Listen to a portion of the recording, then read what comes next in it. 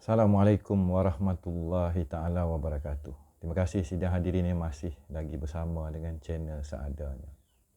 Baiklah, kita mulakanlah sidang pada pagi ini membicarakan akan sambungan kepada hikayat Merung Mahawangsa ataupun Kedah Lama, Kedah Tua yang bakal saya lancarkan e-book dia pada hari Isnin, iaitu besok.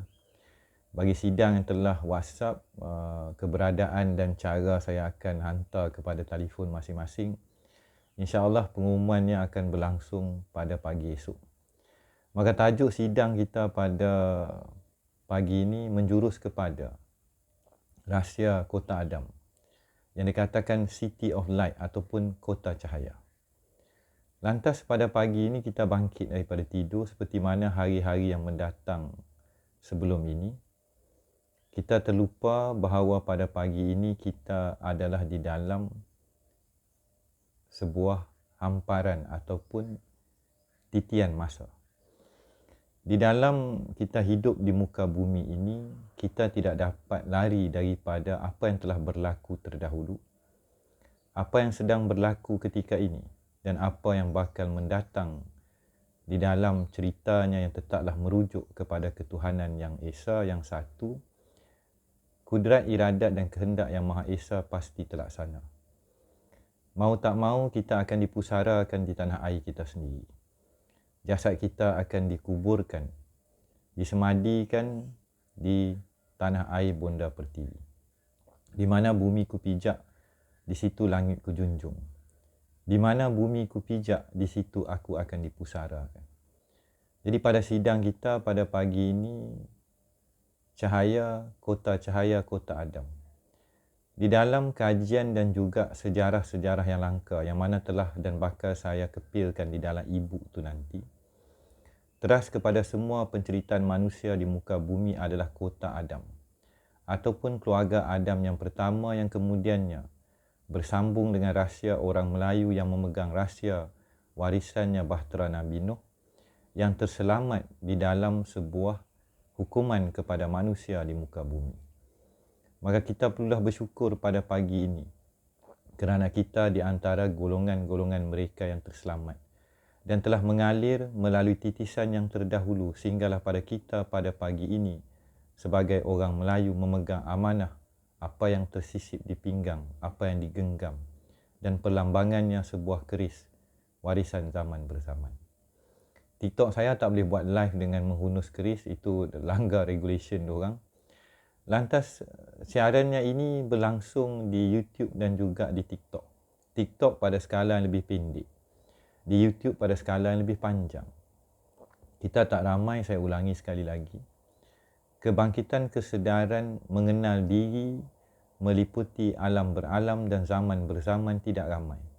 Ramai suka mengenal diri, naik ke langit, lupa dunia, fana dan bako, tetapi tidak mengenali intipati dan juga khazanah dan permatanya apa yang telah diciptakan yang ada di muka bumi. Lantas pada pagi ini kita mengenang suatu perjalanan hamba Allah seadanya ini di bumi tanah Melayu. Ketika berdepannya dengan warisan terdahulu. Apakah pandangan Tuan Hamba? Sebelum kita pergi kepada pandangan Tuan Hamba dan kesinambungan the chronological association dan sinergi within the time continuum paradox. Itu bahasa Inggeris, kita kabur sikit bahasa Inggeris lah kan. Kenapa hamba ini membuka cerita dalam dua bahasa sekarang? Orang Melayu macam kita ni tak ramai kat tanah Melayu. Ramai dah jadi liberal, ramai dah jadi berpolitik. Dah lupa dan tidak peduli dan tidak pandang langsung kepada warisan kita. Hak leluhur kita, kita biarkan. Hak anak cucu kita masa mendatang, kita tinggalkan. Kita seumpama anak-anak bangsa yang mabuk. Mabuk dicanai, dicaturkan dan dijanjikan janji-janji manis di dalam sistem kapitalis yang mereka letak di atas bahu kita.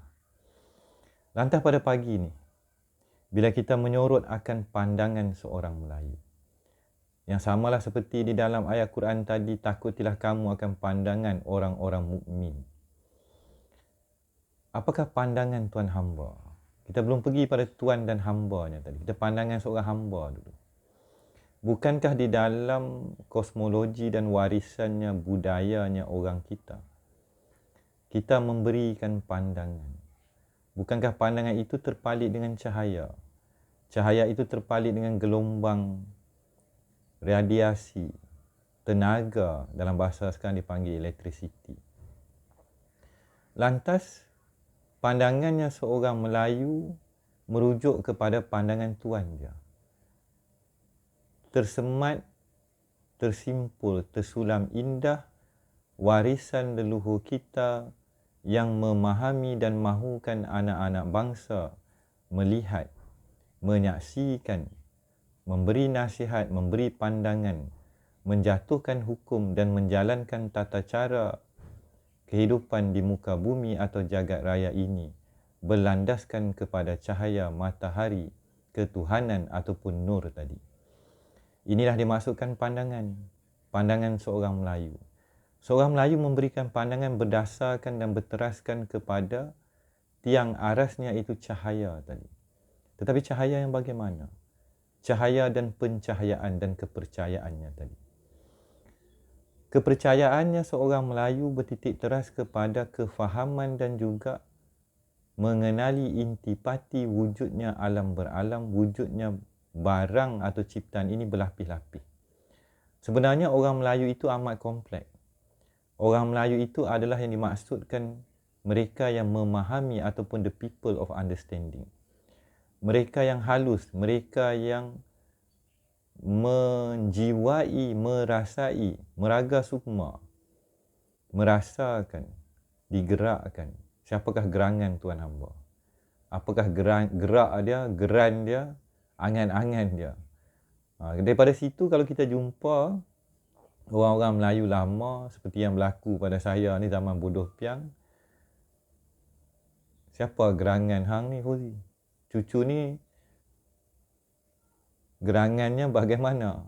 Geraknya bagaimana? Angan-angannya bagaimana? Cahayanya bagaimana? Masihkah hidup di dalam gelap gelita? Ribut tofan menggelupur di tengah samudera jagat raya.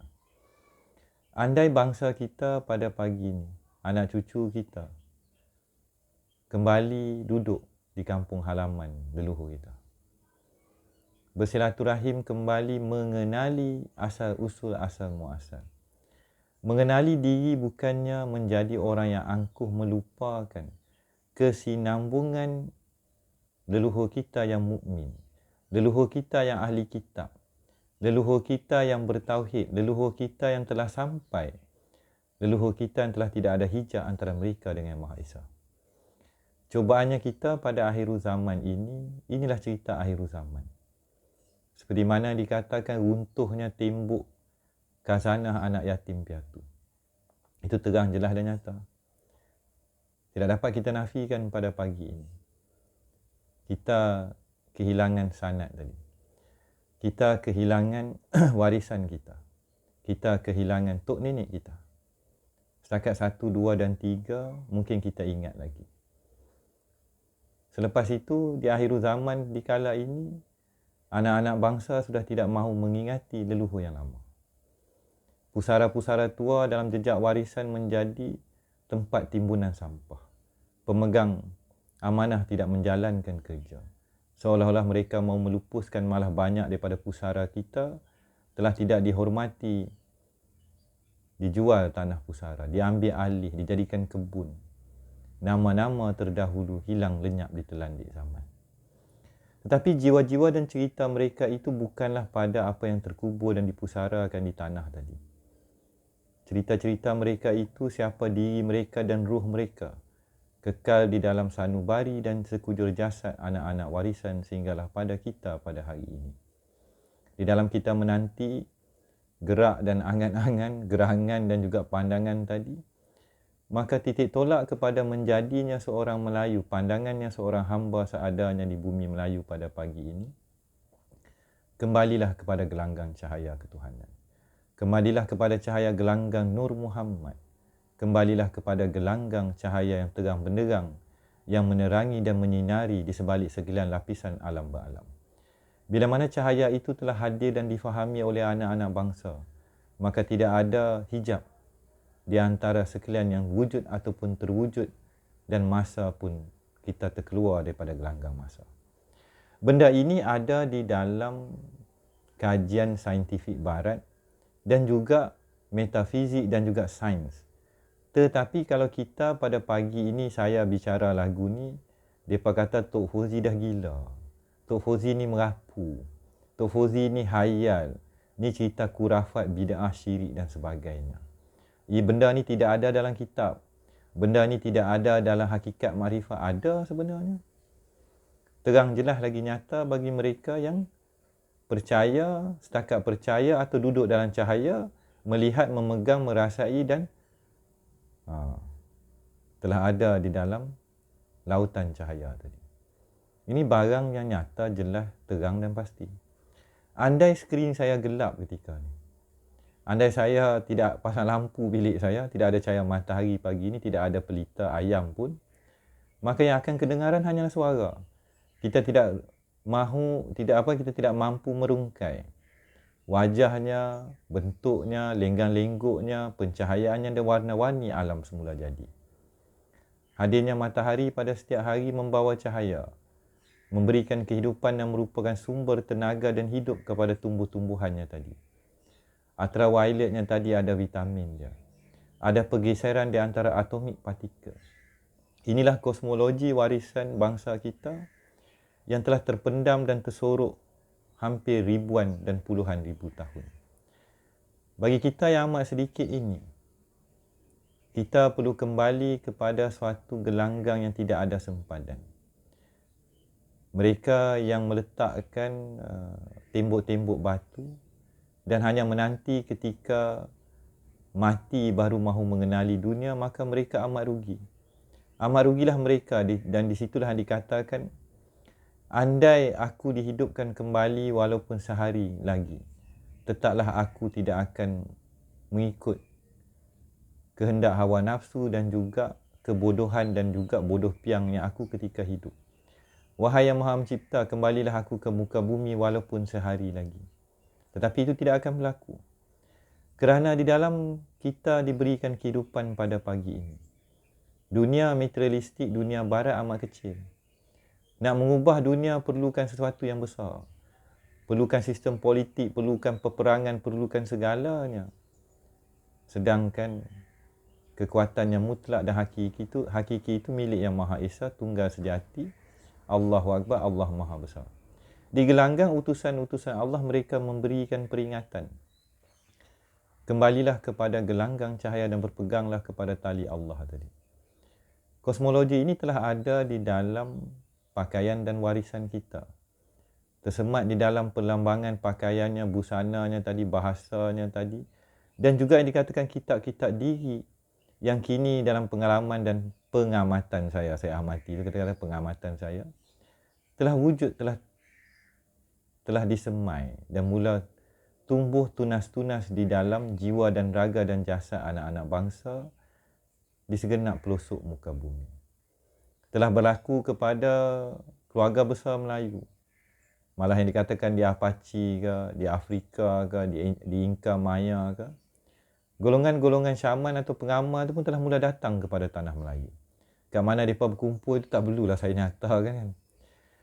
Jadi antara yang mereka rahsiakan dan apa yang mereka wartakan kepada publik, ianya menjadi seolah sesuatu benda yang payah.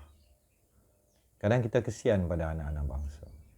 Diasak daripada berbagai sudut, melalui mimpi, melalui cerita, melalui keagungan empayar Melayu.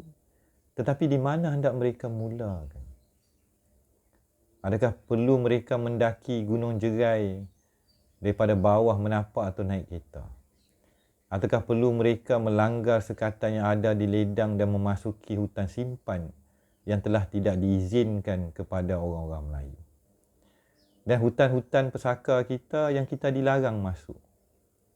Atau adakah cukup pada malam ini kita pergi ke mana-mana sungai yang berdekatan, duduk sebentar dan menjejak dan membuka segala panca indera dan deria kita kembali kepada alam dan juga tanah bonda pertiwi, api, angin, air, tanah, dan orang Melayu kembali kepada alam. Kita mula kembali kepada kewujudan dan bersulam tersulam di dalam tenunan dan sulaman alam beralam bersama dengan alam semesta. Tiada lagi gangguan, tiada lagi kita terpalit dengan bahan-bahan ataupun cerita dan dakyah yang sebenarnya membawa kita semakin jauh dan memberikan kita nambu, kita kena tunggu giliran yang tak pernah sampai. Harapan yang palsu yang hampa, sedangkan pada hari ini pandangannya seorang Melayu itu andai kita gapai, ianya sudah semestinya tidak perlu dilangkah, bukanlah selangkah. Telah ada tersemat di dalam jiwa dan raga. Cuma konsep penyaksiannya tadi, kefahamannya tadi, ingatannya tadi, kesucian keluhuran dan keikhlasan kepada anak-anak bangsa untuk menerima warisannya seadanya jua, esa adanya. Inilah aku, orang Melayu. Inilah warisannya aku.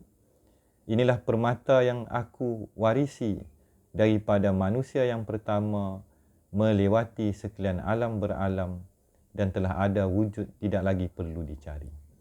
Cuma onkan button cahaya dan kembalilah di dalam gelanggang cahayanya, pandangannya seorang Melayu. Ini pun masih lagi dalam bahasa koding-koding dan bahasa-bahasa kias perumpamaan, ada pembayang, ada pemberat. Kita bakal bertemu kembali dalam babak berikutnya. Wabillahi taufiq wa hidayah. Assalamualaikum warahmatullahi taala wabarakatuh.